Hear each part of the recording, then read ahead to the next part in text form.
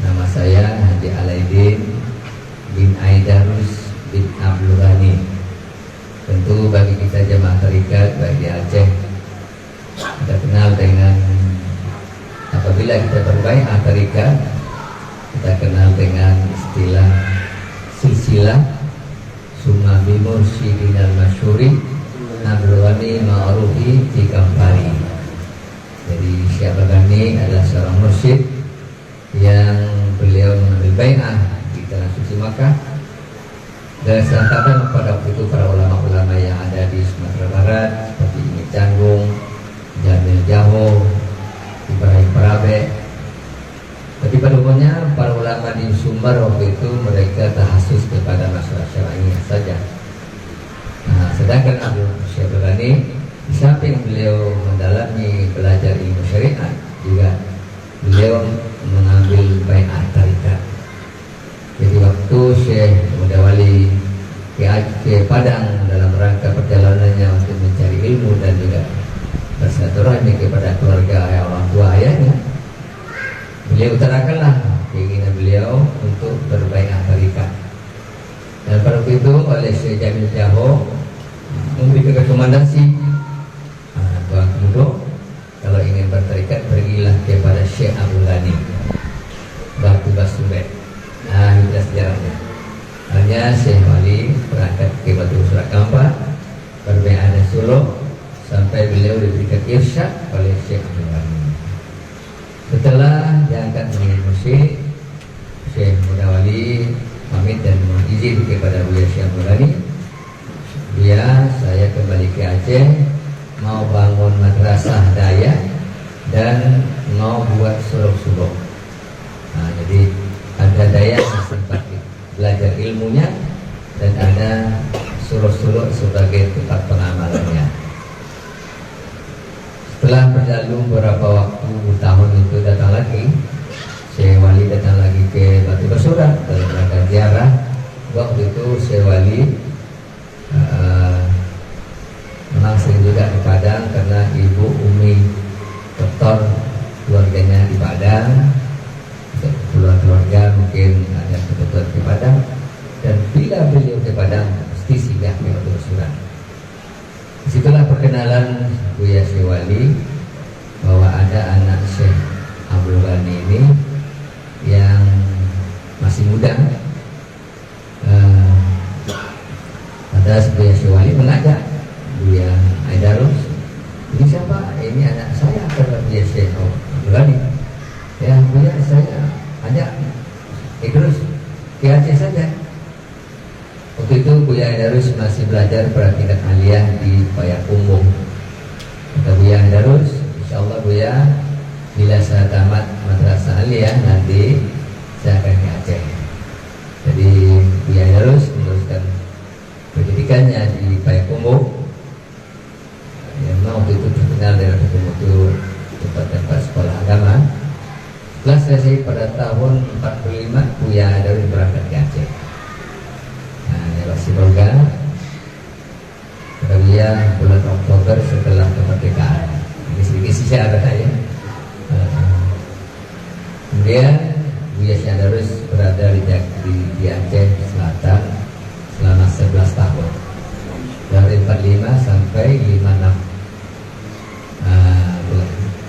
Pada Buya Aidarus 11 tahun saya di Aceh, kalau boleh dikatakan belajar hanya setahun. 10 tahun saya berkhidmat kepada Buya Syekh Wali. Artinya Buya Aidarus sebagai anak dari gurunya dan juga sebagai guru tersayang, kemana Syekh Wali berangkat pasti bawa Syekh Aidarus. Nah ini, jadi Buya Aidarus belajar sambil berjalan lah, berceramah, dan apabila ada pengajian khusus di Bukit Taklif ya, pasti ada satu Buya Aidarus sama Syekh Yusuf menantu Buya. Dan bila Buya Syekh Wali berhalangan ngajar, Buya Syekh Wali menunjuk Buya Aidarus sebagai penggantinya. Padahal yang diajar itu udah jemputan. Ya, sepertinya para ulama di Aceh yang sudah berumur memang di sana kan ya, berat belajar tak dengan umur ya. Namanya belajar modal hayah ya sepanjang hidup. Itulah pengalaman Buya Darus di Labuan Haji. Setelah saya lahir Maret 56. Udah tua juga ya. 56. Oh, ya sudah ya. Nanti terpikir pula ya. Jadi kata Buya Darus, Buya, anak saya telah lahir dan saya mau izin pulang ke Riau.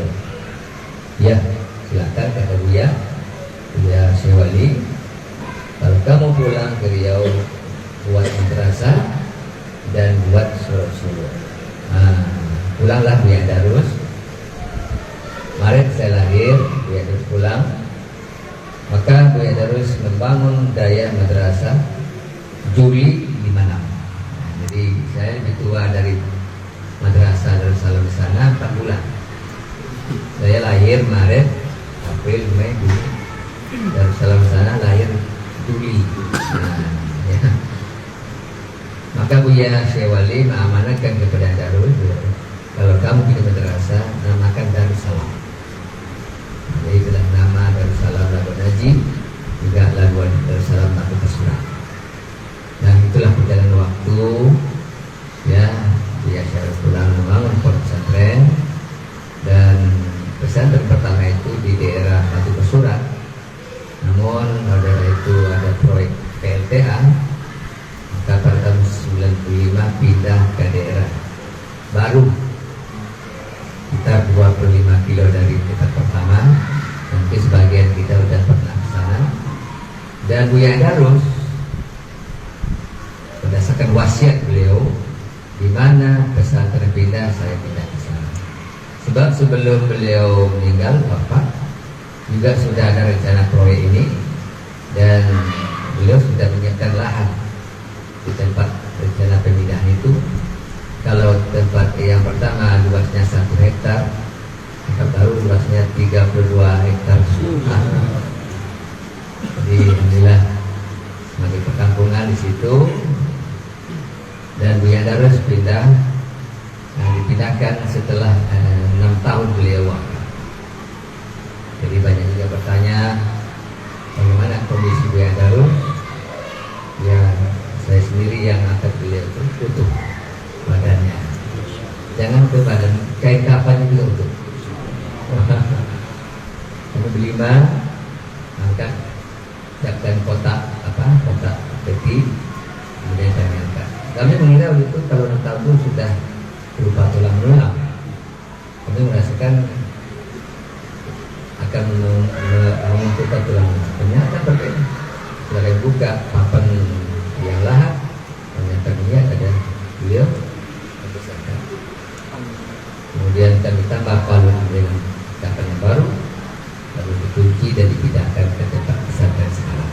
Inilah ya sebagai pembuktian bagi kita bahwa Allah pilih para ulama yang dekat kepada beliau. Allah buktikan bahwa jasad beliau itu tidak dimakan bumi.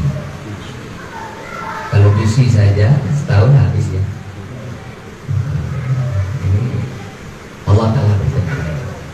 Itulah Bapak Ibu sekalian, Syekh Darus pada silsilah tarikat pada nomor 42, Syekh Abdul Ghani 40, Syekh Wali 41, Syekh Darus sama dengan Dr. Mabudin 42. Kemudian Buya Syekh Darus mewasiatkan saya sebagai pelanjut, tentu saya pada urutan 43. Waktu saya pulang dari libur Mesir di tahun 86, saya masih ketemu Buya Darus. Waktu saya pulang libur itu, Buya Darus ngomong sama saya, Alidin, kamu harus tahu bahwa Buya telah mengangkat Amran Syekh Wali sebagai